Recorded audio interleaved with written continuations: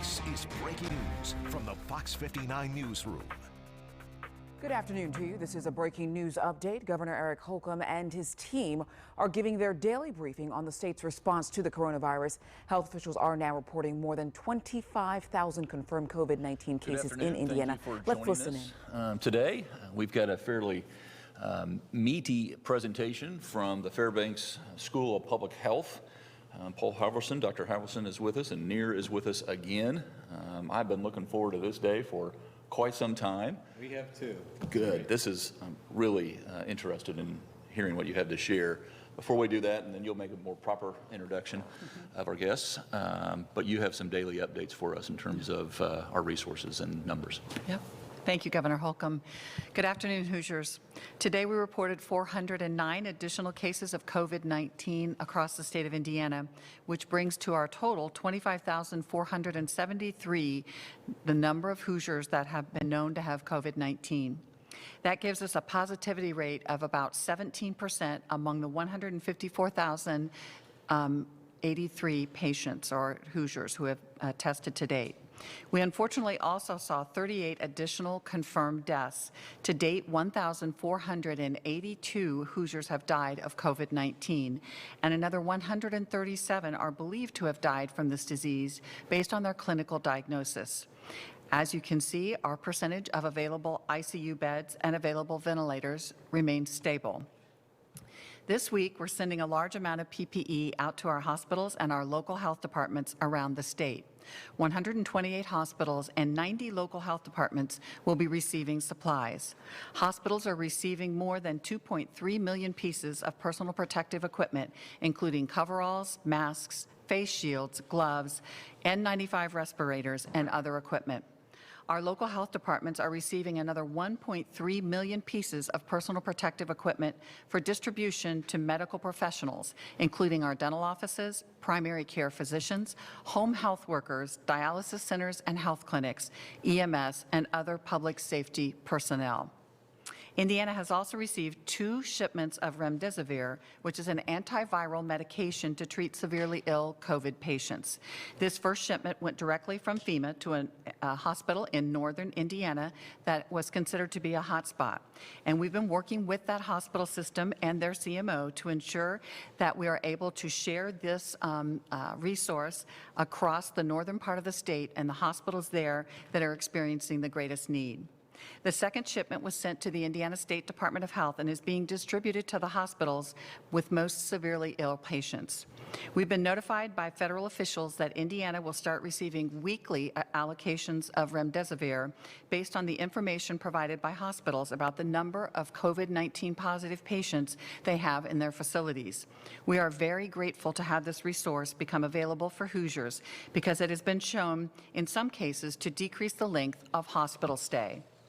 That's why we need Hoosiers to continue to take social distancing seriously and continue to use hand washing as a primary way of preventing the spread of this infection. Limiting your potential exposure is the best way that you can avoid needing this critical care. Today, I'm also pleased to report that more than 24 new sites are offering free COVID-19 testing and have gone live across our state.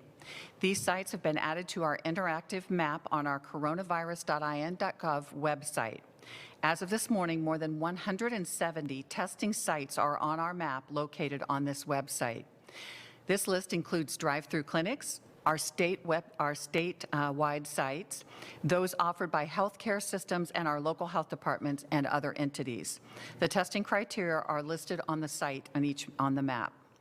If you're coming to a state-sponsored testing site, I want to emphasize that there is no cost for these tests, and we want you to be tested if you have symptoms, if you live with someone who has symptoms, if you've been exposed to a positive case and need to get back to work, so we want to know that you're negative. If you're a high-risk individual, for instance, someone over the age of 65 or have diabetes, high blood pressure, chronic lung disease, if you are currently being treated for cancer and therefore are immune compromised, if you're a member of a minority population and at risk for severe illness, or you live with a high-risk individual, you do not need to be symptomatic if you fall into these categories, so please take advantage of this opportunity. And speaking of testing, I'm pleased that we're joined today again by Dean Paul Halverson and Nir Menachemi from the IU Fairbanks School of Public Health. As you know, we've partnered with the Fairbanks School on a research study to better determine how many Hoosiers who have had COVID-19. We stood up the first wave of testing at 70 sites around the state very quickly, and were able to test almost 5,000 people in a very short period of time. I have to thank our Indiana State Department of Health team for being able to pull this together so quickly and to do it so well. The State Department of Health is not traditionally a direct provider of healthcare services, and this team has risen to the task time and time again throughout this pandemic and even before. I could not be more honored and blessed to be able to work with this amazing team every day. I also want to thank Fairbanks for all that they're doing to help us better understand the impact of COVID-19 in Indiana so that we can best direct our efforts and our resources. And with that, I'll turn it over to Dean Paul Halverson. Thank you, Dr. Box, and thank you, Governor Holcomb. As Dr. Box mentioned, I'm Dr. Paul Halverson, the founding dean at the Indiana University Richard M. Fairbanks School of Public Health at IUPUI. Before we begin, I'd also like to thank a few people who have been really instrumental in launching this statewide effort. First, of course, I want to thank Governor Holcomb for his leadership and support in helping to make this scientific study possible. ISDH has been a very strong and close partner, and I'd like to thank Dr. Box for her leadership, as well as Dr. Lindsay Weaver's entire team working on this project. IU Health, Eli Lilly and Company, and Mackle have been terrific partners and have processed all of the tests on behalf of the state. The list of agencies and firms that have supported this effort is really long, but I'd also like to especially thank Scott Law and his team at Zotec Partners and Dr. Connor Norwood and his extensive data team here at the state. To all of the countless others involved in the logistics, testing, management, and coordination, we say thank you. I especially want to thank Reverends Moore and Green and Pastor Eddie for their invaluable help in recruiting people for our outreach study. But most of all, I want to thank all of the Hoosiers who have participated in Wave 1 of the study. Thank you for volunteering your time and providing us with your specimens for testing. Without you, this, of course, would not have been possible. Before my colleague Nir Menachemi shares the results of this study, I want to remind everyone how this study adds to our knowledge in the fight against the novel coronavirus. As we've previously mentioned, almost all of the tests conducted in Indiana and the U.S. have focused on patients with serious symptoms or other high-risk individuals, including frontline healthcare workers, essential employees, and people linked to locations that experienced an outbreak. What these tests do not tell us is how many Hoosiers might be infected. We know that COVID-19 can have many levels of severity. Some people have little or no symptoms at all the way up to very serious symptoms that require hospitalization. To continue to respond to and fight the spread of COVID-19, we need to continue on the good work that's been done to expand our testing, and it's wonderful to hear all of these new sites that are coming online. It's terrific. Ideally, you know, we really would like to test every single Hoosier, but the next best thing to doing that is random sample testing, a scientific approach that allows us to confidently assess how COVID-19 has spread in Indiana without really having to test everyone, which is just not feasible. In our study, we sought to determine the proportion of Hoosiers that are infected, especially if they had little or no symptoms and would otherwise never get tested. In addition, we wanted to know what proportion of the state population may have previously been infected with the COVID-19 virus by testing their blood for antibodies. By knowing the proportion of Hoosiers currently infected and those previously infected, we gain significant new knowledge about how the virus has affected the entire population here in Indiana. I'm pleased now to introduce to you Dr. Nir Menachemi, who is leading this testing effort. Dr. Menachemi is the Fairbanks Endowed Chair of Public Health and leads our Department of Health Policy and Management. He's also a scientist at the Reagan Street Institute and has really been a great partner and a terrific leader in this effort. Nir? Thank you, Dr. Halverson. Before I get into the details of our finding, I want to stress that our analyses are preliminary and that complex statistical analysis is still ongoing. While I don't anticipate wildly different conclusions, I do recognize that in the normal course of the scientific process, our results may be updated, especially as we get input from other experts through the peer-reviewed process, which may take several more weeks. As Dr. Box mentioned last week, we tested 4,600 Hoosiers, including more than 3,600 that were randomly selected and an additional 900 plus volunteers that participated in that targeted outreach done in conjunction with religious and civic leaders from African American and Hispanic communities. Now the results. We have determined that during the last week in April, 1.7% of participants were positive for the SARS-CoV-2 virus that causes COVID-19.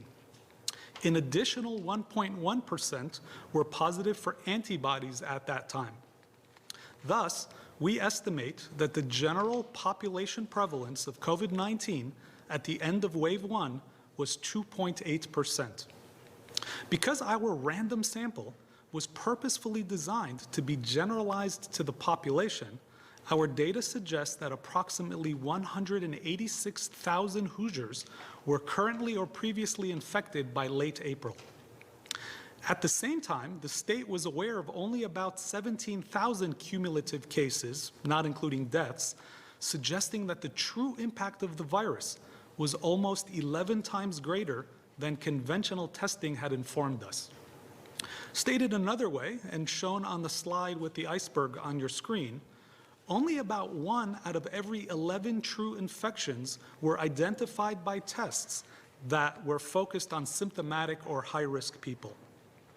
Having reliable estimates of the number of people who have been infected also allows us to calculate much sought after, but otherwise unknown rates, like the infection fatality rate, which tells us the proportion of all those infected that have died, as opposed to the case fatality rate that focuses mostly on those conventionally tested.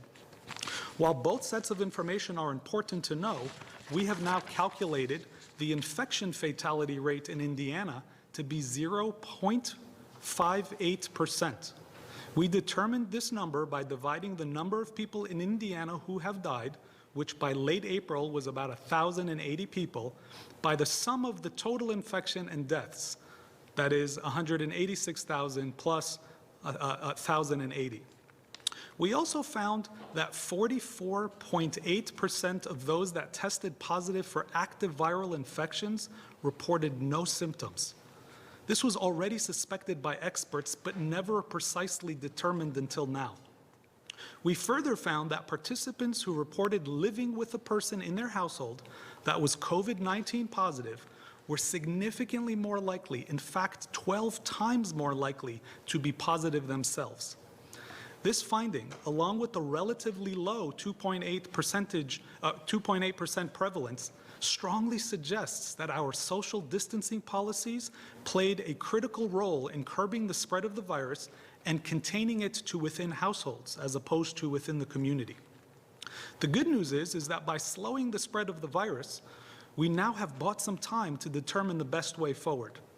However, it's important to stress that the vast majority of people in Indiana have not been infected and represent the minimum pool of still susceptible individuals. Therefore, as we slowly phase back and reopen the economy, we need to be extra vigilant with any and all safety precautions so that we do not lose the ground that we gained by hunkering down. Another important finding of our work is that some communities in our state have been more greatly affected by COVID-19 than others. Our analysis from the random sample suggested that non-whites and Hispanics have higher positive rates.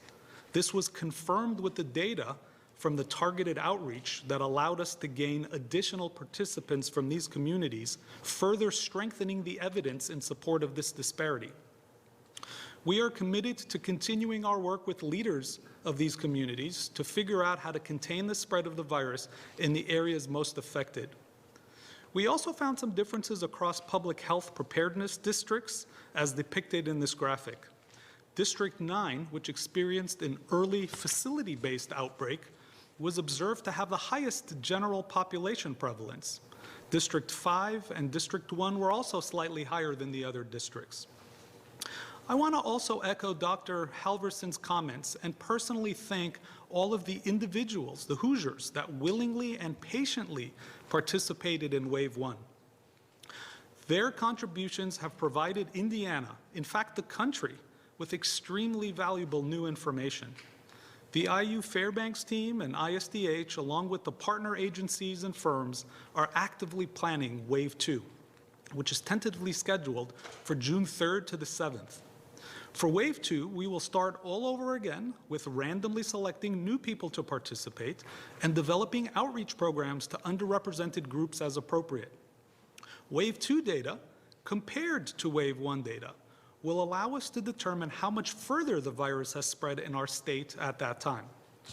This information will provide further evidence on how to best assure the safety of all Hoosiers. As such, I would like to stress in closing that it is extremely important for a maximum number of randomly selected individuals to participate in the upcoming waves of testing. There is no other way to easily assure that the experiences of all people are represented in these consequential inputs that influence the policy decisions that affect us all. If you get an invitation, please make it a priority to participate. Thank you. Thank you so much, Mayor. I know this was just a snapshot in time, but the data is absolutely fascinating to me. And this is data that we can use as we go forward, and we use those guiding principles for how we're going to gradually and slowly reopen the state of Indiana to make sure that we do this in the most safe fashion. It very much underscores what we have been saying in the past. We are going to continue, based on this data, of course, our outreach, especially as we target our specific drive-through sites to those minority populations. Already, almost 45% of our drive-throughs have been done in minority communities, but it further emphasizes the need that we need to make sure we are there so that they have easy access to that type of testing. I'm just very, very grateful for your partnership and very excited to be a part of this. We'll look forward to the next phase, and as I mentioned to Nir earlier, it'll be interesting and exciting to see if those antibody numbers go up quite a bit. Thank you. All right, Rachel, you want to jump right into the Q&A? Adam Van Oostel, Hannah News. Good afternoon, Adam. Good morning. Good afternoon. Thank you. I wanted to ask, is Indiana still having any difficulty obtaining reagents or testing supplies, and what you might be doing to solve that problem? Thank you. It's an excellent question, and yes, there are still some difficulties in accessing that. We have had more regular shipments, but still in limited amounts, and that includes our cassettes as we do our point of care testing. So we are really looking to see if we can't, as a state, kind of bulk buy these things and investigating how we might be able to be a better customer out there so we'll have easier access. Meredith, WLFI. Good afternoon, Meredith. Good afternoon. How are you guys doing? Good, thank you. Yourself? Not too bad. So my question is mostly for Dr. Box, but Governor, feel free to weigh in. So I had a viewer call me with concern that Cass County commissioners have chosen to only stay in stage 2 for 1 week, which according to the executive order, they're supposed to stay for 2 weeks. So I wasn't able to get a hold of them to see if this was true. This is what someone told me. But if that is the case, what sort of health risks does this, make for anyone in that county? And is there any action that the governor would take if they don't stay in this stage 2 for 2 weeks? So I'll let the governor answer about what action he would take on that. I'm not familiar that is the case. I would say that the concern that I had about Cass County, it's been over 2 weeks now since we had those very high numbers in the Tyson plant up there. Most of those were younger individuals. The average age, I believe, was around 40. So it's not that I'm not concerned, but I was less concerned than I am about an outbreak in a long-term care facility, for instance. So I really think that they have at this point seen their peak, but we do want to continue to open things on a slow and steady gradual timeline. Yeah, I just, Meredith, I'd repeat all of that.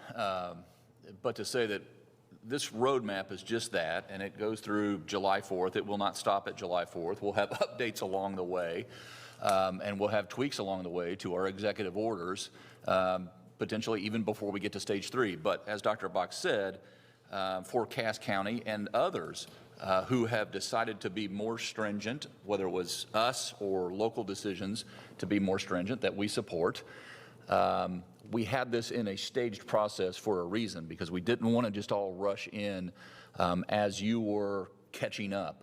And so we'll assess along the way where we are every day, but this will require us to, and we are, reaching out to the Cass County commissioners and our health departments. The state and the local health department will work together to make sure that not just Cass County, but 91 other counties, if they find themselves in a similar situation, that we are all on the same page. Eric Berman, WIBC. Afternoon, Eric. Afternoon, Governor. Hello, Dr. Box. Question for Dr. Box.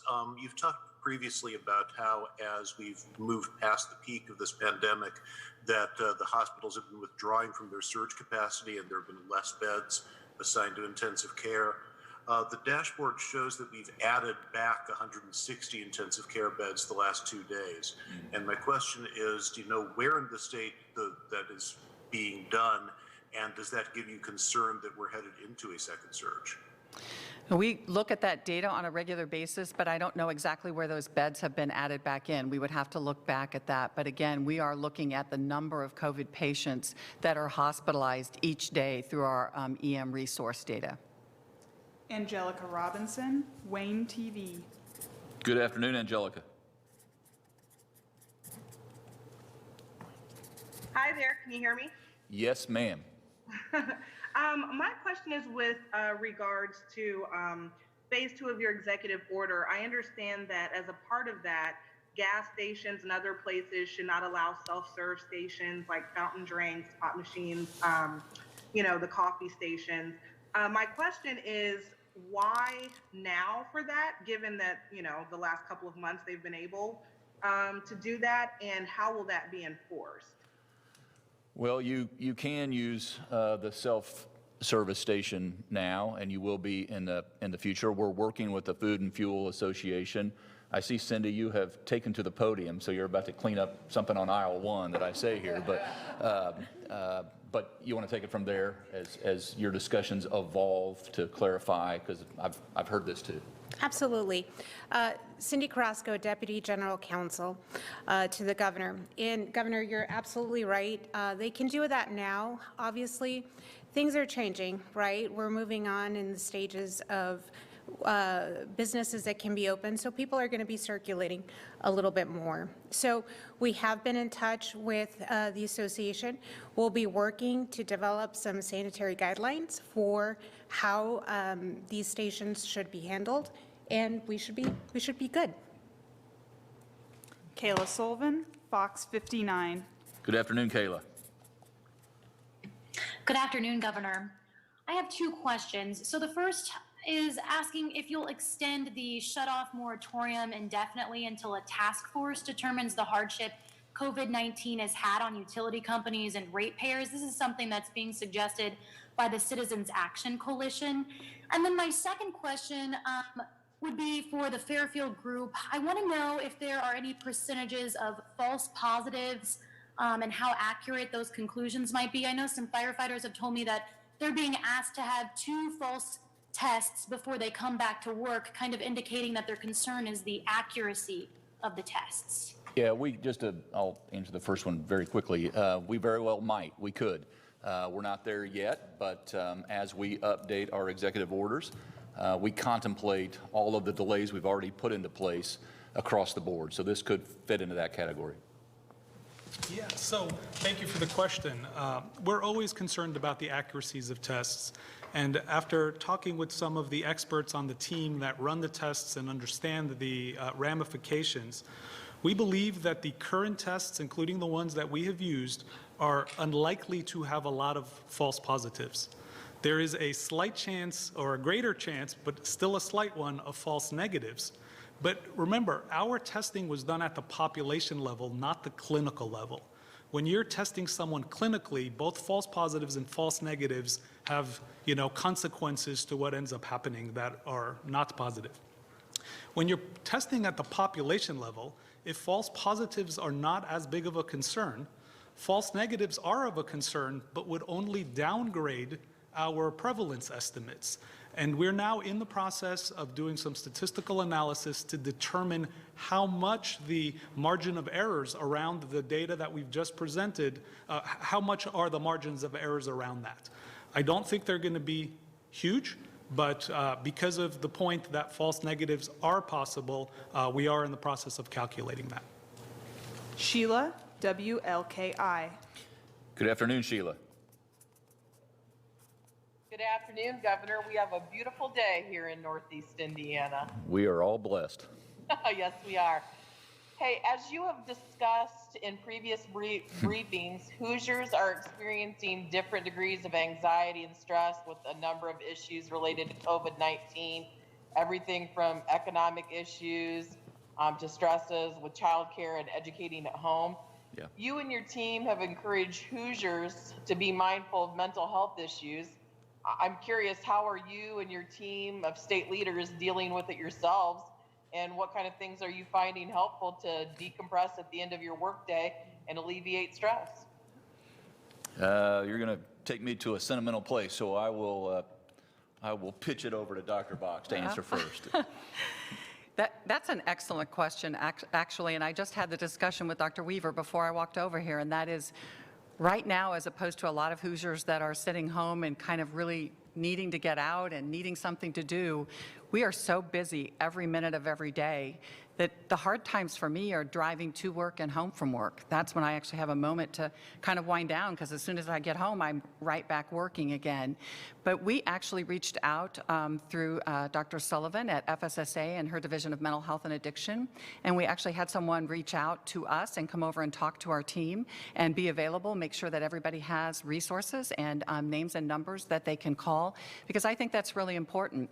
I think right now everybody is working so fast and so furious that it'll kind of come afterwards when and if this ever lets up. So we have recognized that as an issue. For me, it's normally exercising on a regular basis, which I hate to say I have not been doing regularly. So I'm hoping to get back to that soon. Yeah, I'll confess, me too. And that's a stretch for me to say get back to. I wasn't exactly the example going into this. But I will say that, and I mentioned this to someone else earlier today, Sheila, that we have each other, and we are surrounded by, I think, women and men who have the head and the heart for this mission, that have risen to not just the challenge, but to meet every moment of the day, and we're doing it together. And I think speaking for some others, we are fueled by the inspirational actions and investments and sacrifices that people are making all over the state, all over the country, all over the world. And we're learning along the way. Anyone that says they got this thing figured out before they went into it, I would suggest is misleading you. It's novel by definition. And who knows where this will be in a year, but I am comforted by the fact that we have a good team in place that goes from the very local level, from the, home, people stitching masks for those in need of them, all the way to our federal partners in Washington, D.C. We are all kind of moving in the same direction, and I can tell you that for me, just on a personal level, I take a daily walk with my dog every night. The dog is a lot more lenient with my schedule, and it's usually just before midnight. Abdul Hakim Shabazz, Indy Politics. Good afternoon, Abdul. Good afternoon, Governor. Can you folks hear me just fine? We can always hear you just fine. You don't need a microphone. No problem, sir. Two quick questions. One of which, the data that you folks heard from Fairbanks, what does that tell you about, how Indiana has progressed so far with, kind of reopening, getting back together? And secondly, this may be for Fred Payne if he's there. for Hoosiers that cannot go back to work or don't think they can go back to work because they may have a comorbidity. What's being done for them? Do they lose their unemployment or what happens? How about Fred, if you go first, and then Neer, and Paul, if you'd back clean up. Sure. With regard to return to work for Hoosiers, we are still looking at those on a case-by-case basis. We're looking at them on an individualized basis because each case is so fact-intensive. So we want to make sure that we're doing everything that we can to promote good hygiene, good health, and good support from our employer community. The employers, again, that I've spoken to are doing everything that they can to make sure that they have a workplace that has taken into account all of the steps necessary that's laid out on the Back on Track plan. So again, we are looking at those on a case-by-case basis. So the question about reopening is obviously an important one. And I'd add that there's no single data point that can or really should drive that decision. It's a much more complex issue than just, the data that we presented today. I also know, and I don't think this will be debated, but staying closed indefinitely is not an option either. And so I like to think about or put the focus on the what we should do when we reopen. And I would characterize the what with the word vigilance. All safeguards, all public health measures need to be double and tripled up. That includes the masks, the distancing, the no large gatherings, anyone who can work from home should be able to, accommodating people who are high risk in the workplace, the hand hygiene. The need to minimize the risk of infection and spread will probably not go away until we have a vaccine or a really good treatment that can deal with everyone infected. And so that's going to be true regardless of when we open. I'd like to see a lot of more focus on the what.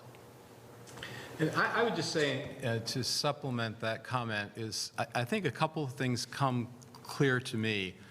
One is that with an estimate of well over 100,000 Hoosiers that are affected by this disease, either currently or previously, it answers the question about the idea that this is a problem that somebody else has. The reality is this is a problem that a lot of people have.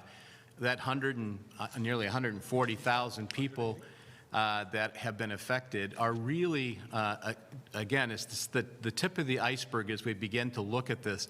And when we see that the vast majority of people in Indiana have not experienced this disease, and again, without a vaccine, it tells me that we have to continue to be extremely vigilant with our social distancing. One of the things that I've said from a public health perspective from the beginning is that we probably need to assume that we have the virus and that everyone else around us does as well, and act accordingly. And I think that sort of advice would go well for all of us to follow, especially when we recognize that there is so many people in our state that could be affected that haven't been yet. So it is a very infectious disease, and we need to pay a lot of attention to it. Yeah, and Dr. Box, if I could, before, because I know you're leaning into the question, I think you both make very important points about we're in this for the long haul. Yep. And it is the what or the how we reopen. It's critically important. Every action has a equal or greater reaction. Right. Our habits and our behavior, how we're physically distancing and socially distancing, and our hygiene.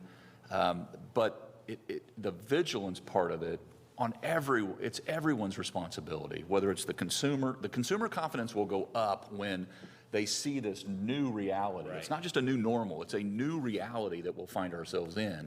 And how we conduct our affairs in that new reality, driven by the data that tells us where that road's leading to, that's how we'll make our decisions. I think you guys have said it all, but the one thing that I want to reiterate is what Dean Halverson just said, and that is we should all conduct ourselves like we are infected. And it's been a little heartbreaking for me to see some of the pictures that people have been sending in where people are standing in line back to back next to each other. They're not social distancing, and people are not wearing masks. And if I could turn the camera around and show you everyone in this room right now, everyone has their masks on. And I think when you're inside, when you're in a retail establishment, please please wear your masks so that just in case you are one of those 45% of people that are asymptomatic positive, of all the positives we had, 45% of people said they had no symptoms at the time they were tested. That should underscore the importance of why you need to wear that mask and social distance. Go ahead. I was just going to say, Governor, especially given the fact that we know scientifically that people are most infectious right before they become symptomatic. And so that tells me that we can't take anything for granted. We really need to be cautious. I'm sorry. And no, I mean, the long haul, in it for the long haul. We were hunkered down, it paid off, and now we're in a stage where we have to continue to be mindful, understanding that that vaccine or that treatment is down the road, long haul. We're not going to wait for herd immunity. Long haul, way down the road. We got a long way to go. If I walked away from, this study with anything in my head, this is a long road ahead. Yeah. And we can't. What we have to do, and this is what we're doing, is we have to be able to manage our way on this journey and manage the crisis before us. And it starts with our health. If that erodes, so does the economy, so does our workforce, so does everything else. So we're in a good spot right now because we have been vigilant. Right. And this ought to reinforce that what you've done to date is working. But what we don't want to do is say, there, we're done. We're in a good spot.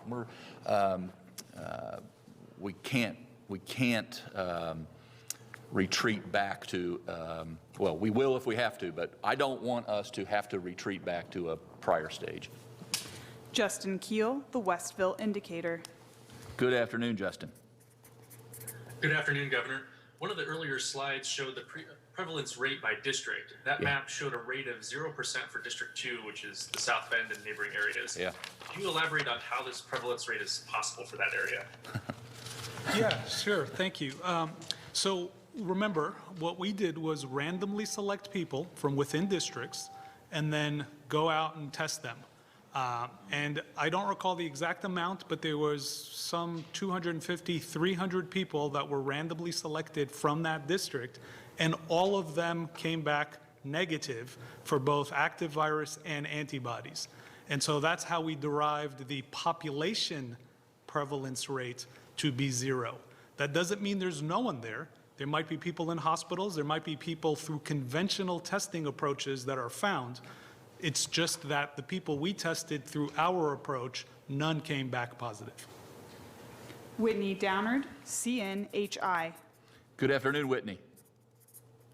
Good afternoon. I've got a couple of questions related to the Fairbanks study. It seems like, is there any sort of population breakdown on who was tested based on race or gender? Secondly, it seems like we tested less than we aimed for. We tested 4,611 and you aimed for 5,000.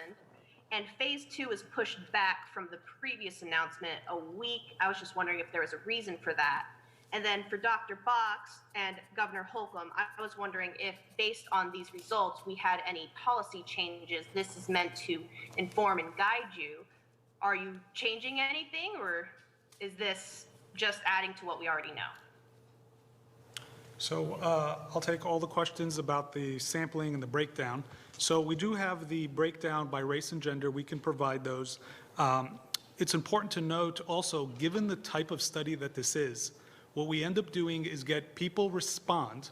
And if we have folks that were invited but didn't respond at the proportions that we would have hoped for, we're able to scientifically rebalance the results of the people that did respond to represent the people like them that did not. And so the results that I presented to you had been generalized to the state of Indiana population. And providing you with the actual breakdown of the respondents, which again we can do, I think is less important in terms of determining how to interpret the data. Now, you mentioned the 5,000. Before we started this, we absolutely aimed for 5,000, and we did so based on a conservative estimate of the number of people we're going to need, given an unknown prevalence, to have a precision of plus or minus 1 percentage point around the margin of error. And so we knew that, 5,000 was always the goal. And had the prevalence been much lower than it was, we might have needed more people to have the precision that we feel like we have. But we feel comfortable that with a high level of precision, that the data that we represented is true for the population. And then the reason we pushed back the phase 2 was twofold. Number one, we were shooting for the end of May, and I think the team determined that during the holiday weekend would not be the ideal time to get maximum participation. And secondly, we also wanted a couple of extra weeks to go by after the reopening, the slow reopening, so that we'd get something meaningful to detect. For example, if we just tested everyone today when, everything is still pretty much hunkered down, we wouldn't expect to see that much of a change. And so within the first 2 or 3 weeks after that, we'll get the first glimpse of how the, relaxing of some of the issues have impacted the population. And with regards to how this might change our policies going forward, again, this is one piece of data or one group of data in relationship to all the other data pieces that we're looking at. So although it will guide our policies, I can't tell you specifically right now what it will do. I can tell you that from my perspective, it has underscored the importance of making sure that we have testing accessible and available to our highest risk minority populations. And so we will continue to focus on that as we already have. And I think it will also underscore, when we look at the fact that if you were living with someone who had tested positive for COVID-19, you were 12 times more likely to get it. It really underscored the fact that our social distancing measures were really working. And that, along with wearing masks, especially when we're inside retail facilities and other places, I really think that that would be a policy thing that I hope that some of our businesses take to heart, and some of our retail establishments, to say, we are showing that our social distancing policies and wearing masks makes a difference. Whereas before in the United States, we never really had this kind of look at this. We didn't know what those social distancing things were going to do exactly. We thought they were going to make the impact that they did, and we've shown that. But realistically now we truly have the data to show that, and I want to emphasize that as we go forward. Yeah, I would say that I wrote down the word underscores as well, and you said it 3 times, and it underscores some of our suspicions or predictions about where we thought we were. A lot more people were infected than we knew of the cases. We always suspected that. But to your point, this underscores the absolute necessity that folks operate in this new reality going forward. Otherwise, we'll see different results. And because the virus, this novel coronavirus, is still out there, and it is roaming the hills and hollers throughout the state of Indiana, and it's not just in our dense population areas. It's all over, all counties. And what this tells me is your 186,000 that you cited or predicted, the prevalence, that tells me this. Understanding that figure out there, and what did that do to our healthcare system and our resources, and so going forward, now we're equipped with more knowledge, and we'll just keep adding to that as each of your waves come online. Rachel. Jackie Ryan, the Stark County Leader. Hello, Jackie. Good afternoon. Good afternoon. And first, I just want to thank your special guests for providing that informative snapshot today. Definitely appreciate that. And now on to my questions. I just have many people who have been commenting about how they would appreciate seeing recoveries reported alongside the number of new cases and the running total. Could you explain why that information may not be as readily available? And on a related note, when is a positive patient considered recovered, and would they need a follow-up test to confirm that they've reached that point? Thank you. Thanks, Jackie. Let me take that. You can add whatever you feel you need to. So from when is a positive patient recovered, the CDC has a couple of different ways that we can gauge that. Number one, you need to be at least 7 days from the onset of your symptoms, and an additional, and actually they say 10 days now from the onset of your symptoms, and an additional 72 hours for sure from any of your symptoms. And that means no fever. You can't be using aspirin or Motrin or Tylenol to bring that down. The other way to do that is to require 2 negative swabs or tests done, PCR tests, within 24 hours of each other. That is a little more cumbersome and difficult, and sometimes we find people many, many days, 21, 30 days out, that are still showing positive, but if we were actually culturing those people, we were not finding actively replicating virus. So we did not believe that they were infectious at that time. So most people have gone to more the clinical diagnosis, and that's when we consider you recovered. I kind of forgot the first part of your question. Should we, or when would we, or how will we release recovery data? Oh, so we have released that. When I gave the hospitalized data, I think that the first wave of data we gave you was 80% of individuals were recovered and 14% were known to have died. The rest were assumed to be in the hospital. And I think the last data was 70% and 16% unfortunately had died. So we do give that based on hospitalizations. I think that this test is actually, the study specifically tells us that many, many people out there have recovered from this, but we never even knew that they were sick. So Nir, do you want to comment on that? That was exactly what I was going to say. So in our study, we said 1.1% had presence of antibodies in their blood. That suggests they've recovered, but many of them may have been asymptomatic in the first place. And so really what it's telling us is that 1.1% of people's bodies mounted an immune response to the virus. And so the word recovered is more clinical, and I think Dr. Box covered it. When we're talking about it in the population, the number of people who have been infected and are now beyond that infection was that 1.1% that we mentioned earlier. It's also one of the important reasons why this study is actually important baseline population level, right? Because we want to see that number of people with antibodies increase over time, and that will give you some degree of confidence that we're progressing through this disease. So you might talk a little bit about the death rate, Nir, too, the case death rate versus the death rate that we saw based on infections. Yeah, thank you. So up until now, every time, anywhere really, whether it was in Indiana or the U.S. overall, we kept on hearing about case fatality rates. That's the number of people who die who have tested positive, but again, through conventional testing that has focused mostly on the sickest and high-risk patients. And so that number has fluctuated between somewhere 3 to 5%, I think, depending on who you asked and under what circumstances. But it has always been missing that denominator. The important question also is not only how many people who have tested positive die, but how many people who are infected die. And the numbers that we presented today was 0.58%. And I'm doing the math in my mind real quickly. It's somewhere in the neighborhood of about 1 in 180 people who are infected die, which is a lot less worrisome than the numbers we had before, but is not a necessarily we're scot-free number. This, for example, is significantly deadlier, almost 6 times deadlier than seasonal flu, and it's asymptomatic and more infectious. And so if you want to sort of use that as a comparison, the infection fatality rate, which we now know, is still really an important piece of data that the governor keeps saying, is important to have, and we agree. And Jackie, we'll have you an update on Friday. We'll make sure that we insert this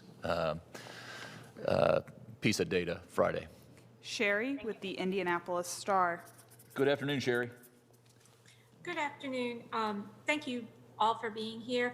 I have a question for the Fairbanks researchers as to whether you looked at those 45% that were asymptomatic, that had basically tested positive were there any demographics, age specifically, were there any specific demographics that kept on cropping up with them?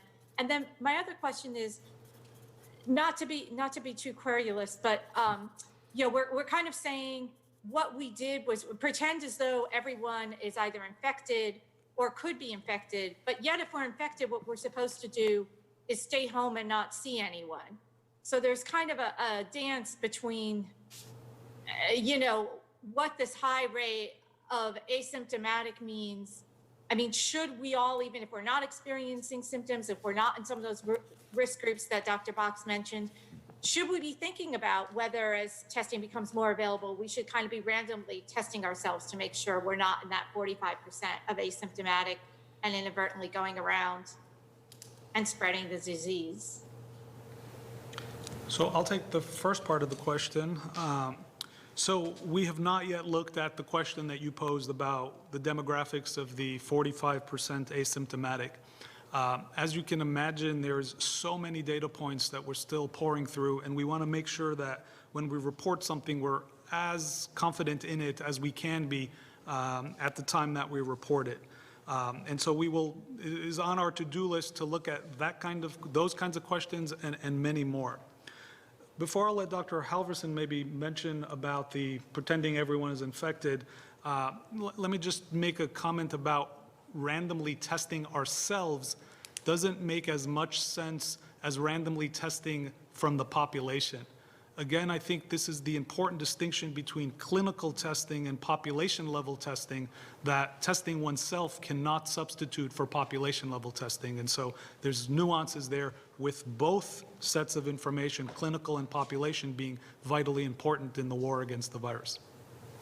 So as it relates in particular to the sort of recommendation to act as if you're positive and everyone else is as well, there's also the reality that unless you actually have symptoms, the life does go on. As the governor's mentioned, we have to get back to some degree of normalcy.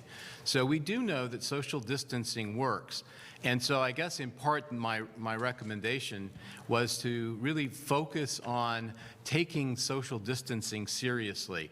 It's not just when you feel like wearing a mask, or it's not just staying away or creating distance when it's convenient, but it's doing it every time, all the time, with the idea that you need to protect yourself and you need to protect others. And in particular, that's what the mask is for, is to protect others. But I would say especially for people that are in the over age 60 group, or people who have immunocompromised immune systems or other chronic diseases that make them more likely to have complications from this disease, we really need to take seriously the idea, if you can work from home, you should. And if you are able to avoid making unnecessary trips, and certainly you wouldn't want to go out into large groups, frankly, that just increases the odds that you will actually contract this, or more importantly, perhaps from a population perspective, that you would contribute the disease to someone else. Unwittingly, unknowingly, these large group environments, for example, are something that we can and should avoid. And that's really the nature of the advice. We have to figure out ways in which to live long-term in this new environment. I think you say it exactly, Dr. Halverson. This is not going to change in a month or 2 months, right? It is going to be until we have that vaccine out there or that medication that we know can really knock this down. So until that time, we have to reopen, gradually get back to the new normal lives we're going to have. But as you say, protect those high-risk individuals. And what we have to understand is that we right now are going into a more dangerous phase, because those of my family members that have been coming over and seeing me have all been working from home. You know, my little grandson's been not going to daycare and other things, and now all of a sudden they will be out more in the public. So it is very important that especially we wear those masks and we social distance. Nikki Kelly, the Fort Wayne Journal-Gazette. Good afternoon, Nikki. Hello, Governor. I have two quick questions. One is regarding the 45% asymptomatic that the study found. I'm wondering, when will we be able to get anyone tested, regardless of symptoms or high risk, that kind of thing? And also, secondly, specifically for Governor, do you support Dr. McCormick's decision to allocate the CARES Act money under the Title I formula?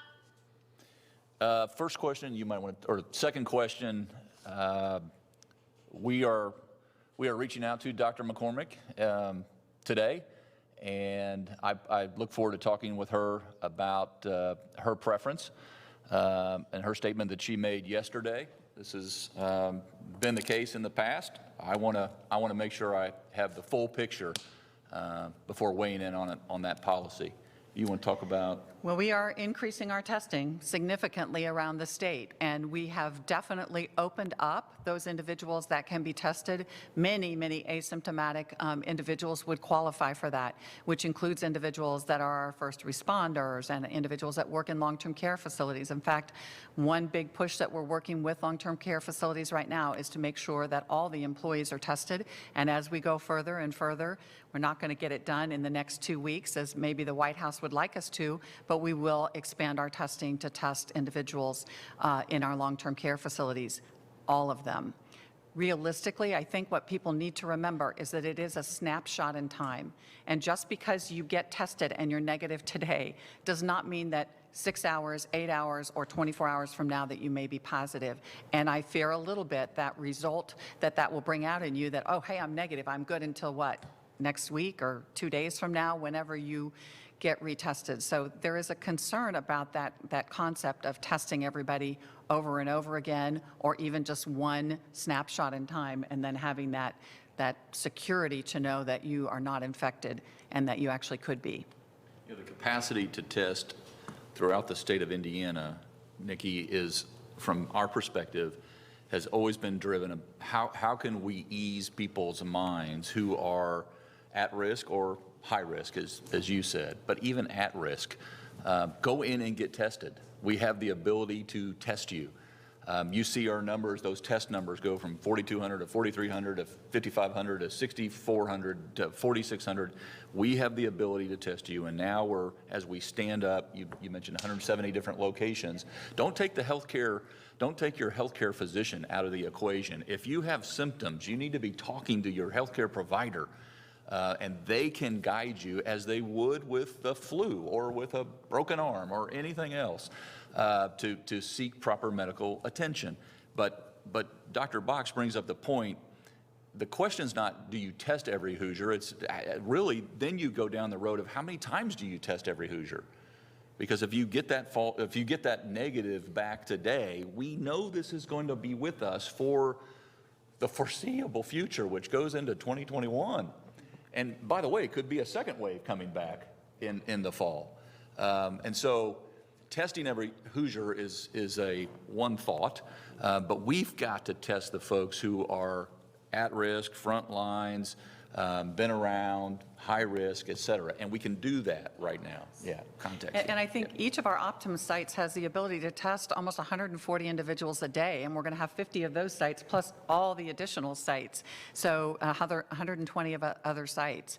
And that will just continue to be more available with the new saliva test that you can actually eventually get mailed to your home. You can spit in a tube and send it in and get tested. So testing is going to be much more widespread than it has been in the last 8 weeks. And putting on my former health officer hat, let me compliment you, because this really is a multi-pronged approach, and you are expanding testing greatly, including people that find themselves in those high-risk categories, which is wonderful, even if they are asymptomatic, which is terrific. And then secondly, again, let me just underscore how important it is to have that capacity to move quickly when there is an outbreak, and to do the contact tracing so aggressively. That we have to move on all fronts, and you're doing that, and that's so important to our state. Yeah, and we're seeing real case studies of this, whether it be in Logansport at a meatpacking plant, or move around the state, nursing home, et cetera. Right. The ability to be able to meet one surge with another surge of resources is critically important going forward.